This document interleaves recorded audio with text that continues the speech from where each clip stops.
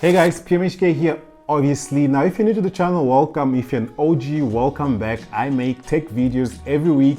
So if you're not already subscribed to the channel, make sure you do just that. Make sure you give this video a thumbs up and make sure you click the notification bells button so you can get notified whenever I upload a brand new video. So Apple has finally released their M1 line of Mac. They've released the M1 MacBook Pro, M1 MacBook Air, and M1 Mac Mini, which I have a Mac Mini in front of me here right now, but this is the Intel Mac Mini. Now this guy here is the 8 gig Intel i5 6-core processor Mac Mini, if I remember correctly. And the main difference between this guy and the brand new Mac Mini is on the performance and power consumption. Now the M1 is Apple's own chipset, which actually replaces the Intel chipset that they actually used to have on these machines. And with them making their own chipset in-house, it actually gives them more control. And this control that they now have has made it so that they can improve their performance and also the power consumption of these machines specifically. Now, one of the things that actually increases the performance of the M1 chipset is the fact that everything now it's built into one.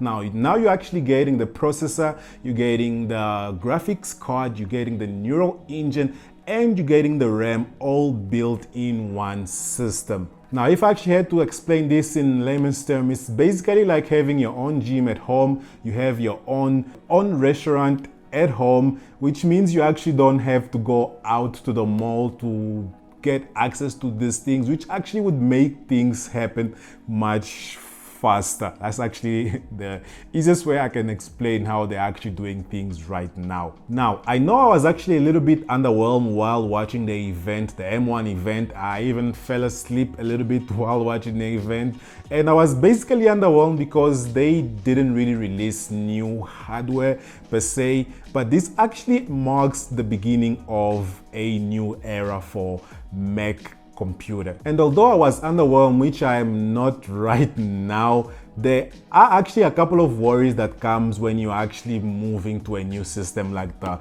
M1 chipset system. And for this specific move, for one, the new M1 Mac lineup of computers only come with 2 Thunderbolt ports on them. As you guys can see, the Mac Mini that I have here in front of me comes with 4 of them, and some or most of the time I tend to use 3, if not all of the ports at once when I'm doing the editing, the exporting, and the plugged in monitor actually, which is plugged in via HDMI, so that's something else. But many people that actually make use of all these ports all the time are actually going to find it a little bit difficult to move into the new system.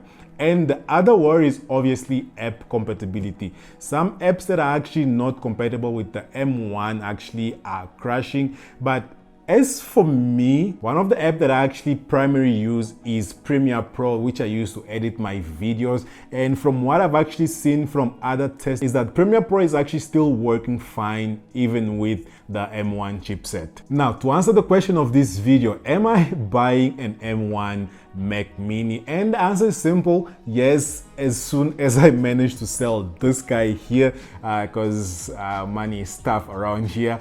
But I'm gonna try and list this guy maybe on Facebook sometime from now. But honestly, I'm not sure if that's something that's gonna really be happening, because I'm actually really waiting for that new redesigned M1 iMac, which is actually a very good option because obviously an iMac comes with a monitor, and those monitors tend to be 5K monitor. Actually, I don't know if Apple is gonna go 6K this time, but that monitor can actually come in handy when it comes to editing my videos, which I can actually edit them since I shoot in 4K, but I'm using a 1080 monitor. I'll have more leverage while using those monitors to actually edit my videos since those monitors are 4K, and I also shoot in 4K. So yeah, that's gonna be it for this video. Let me know down in the comments if you're gonna be picking up any of the M1 laptops. Otherwise, make sure you subscribe to the channel if you're not already subscribed to the channel.